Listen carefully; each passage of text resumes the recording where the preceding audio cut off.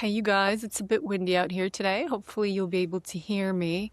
But today, I am talking to someone who has been getting out in nature a lot more lately. Yeah, in nature. I don't know what you're doing. Maybe you're hugging a tree. Maybe you're doing some yoga outside. Maybe you're walking barefoot. Maybe you're swimming in the ocean. But as of lately, you have been connecting to nature a lot more than before. And listen, I'm not surprised. Ultimately, the Earth, Mother Gaia, the planet that we live on, is going through her own awakening process. And as a result, us, her children, the people inhabiting uh, this beautiful place, we are also inevitably going through an awakening process, through a transformation. So if you've been getting outside a lot more lately, this is for you.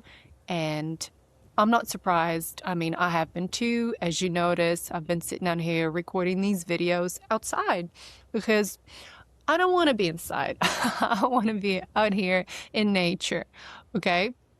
Now, on a neural level, even if you think about neurons, right, the smallest building blocks or cells within your brain, if you look at them individually, they do look like little trees or little branches. I'll try to post maybe a picture that I have personally taken of a neuron, and there's many different subtypes, but they do look a lot like trees. Okay, so we really our physiology is mirrored in the way that nature presents itself.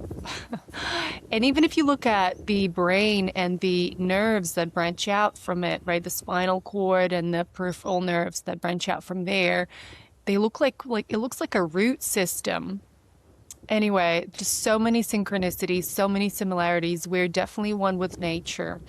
The thing I want to speak to, though, to the person or people who have been out there connecting in nature, again, you may be looking and going at locations of ley lines and singing songs of freedom and transformation into those sacred spaces. But whatever your version of connecting to nature is, neuroscientifically speaking, what happens to our brain is, well, first of all, our brains evolved over time with nature, right? We're actually used to being a lot more outdoors until the recent couple hundred years, I'd say, when now, yeah, we find ourselves in front of screens, at home, or in a building block, or in an office.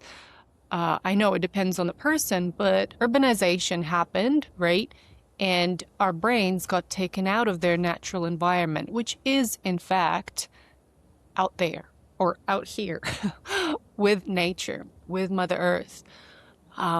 And in the natural environment, the brain tends to relax because this kind of attention that gets activated when our brains, when we are in nature, is involuntary, as in we don't have to force ourselves to pay attention to the beauty of nature. You know, you just notice it. You're in awe of it. You're present to it. You're right there looking at that flower, that leaf, the sunshine, the ocean. It is this involuntary attention that that is active. Whereas if you're sitting at home trying to focus on a task, that is called directed attention. And that is what causes a lot of things like mental fatigue and tiredness. You hear people that are stuck in front of screens for hours at a time, and then they experience headaches, a lot of chronic fatigue type stuff. And that is because they're using their brain to direct this focus and attention to a specific task or a screen, right? Or a Zoom meeting, whatever. I mean, I'm doing that now, but I'll be doing that for like 5 minutes. And then I'll shut the screen and go on about my day. But bottom line is, if you do that, or if you have done that up until now, and now you're taking yourself outdoors, you're giving your brain a break, okay? You're giving that directed attention a break because now you're in nature and your brain's actually relaxing as it's involuntarily focusing on the beauty outside of you. Okay, I take it that this makes a difference to you, and if it does, please like, share, and subscribe to the channel. Share it with someone you love that you think it'll make a difference to.